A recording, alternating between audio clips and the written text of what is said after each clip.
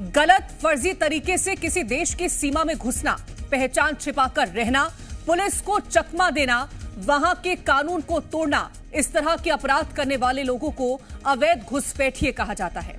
देश के कई राज्य ऐसे हैं जहां इस वक्त अवैध घुसपैठियों को लेकर अभियान चलाया जा रहा है। उत्तर प्रदेश से महाराष्ट्र तक, बांग्लादेश से, बंगाल से लेकर मध्य प्रदेश तक, छत्तीसगढ़ तक ये अभियान जारी है। और ऐसे में मध्य प्रदेश में एक घुसपैठिया पकड़ा गया, लेकिन इस घुसपैठिए को लेकर सियासी बवाल शुरू हो गया। क्यों, आपकी आवाज में इसी मुद्दे पर चर्चा करेंगे। उससे पहले रिपोर्ट देखिए।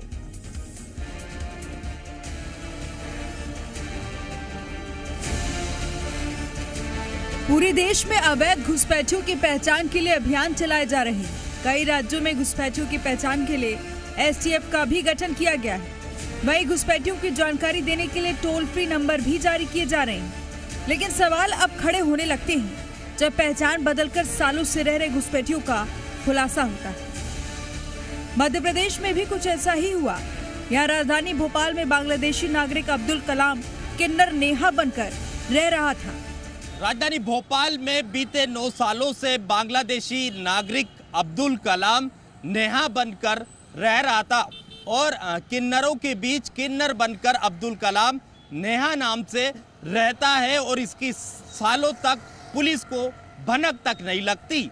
आखिर कैसे 9 सालों तक बांग्लादेशी नागरिक अब्दुल कलाम नेहा बनकर रहा, इसकी पूछताछ अब भोपाल पुलिस अब्दुल कलाम से ही कर रही है।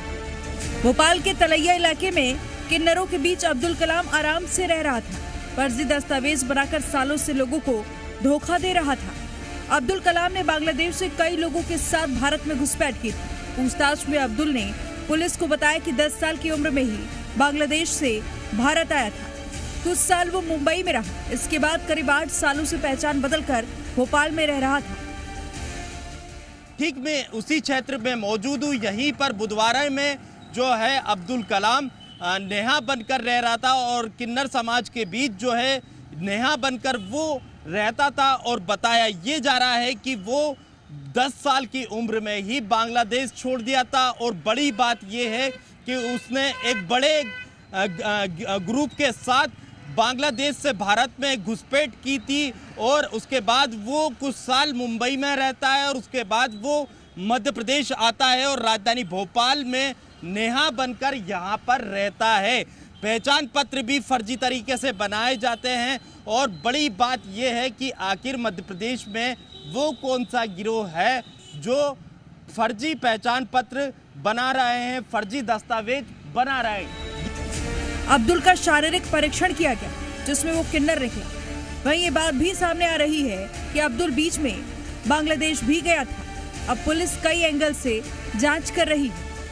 यहाँ पर लगभग 8-10 साल से भोपाल में रह रहा था। इसके पहले ये महाराष्ट्र में पूछताछ में बताया कि महाराष्ट्र में रहता था। महाराष्ट्र के बाद फिर भोपाल में आया और अभी हम लोगों को एक मुखबिर की सूचना मिली थी। उसके बाद हम लोगों ने आइडेंटिफाई किया और पूछताछ करके डॉक्यूमेंट्स देखे जा रहे हैं। डॉक्यूमेंट्स के वेरिफिकेशन के आधार पर फिर नेक्स्ट लेवल की कार्रवाई की जाएगी। इस मामले को लेकर सियासी लड़ाई भी तेज हो गई है। एक तरफ कांग्रेस इसे इंटेलिजेंस का फेलियर बता रही है, पुलिस और खुफिया तंत्र पर सवाल खड़े कर रही है, तो वहीं बीजेपी कांग्रेस पर घुसपैठियों को संरक्षण देने का आरोप लगा रही है।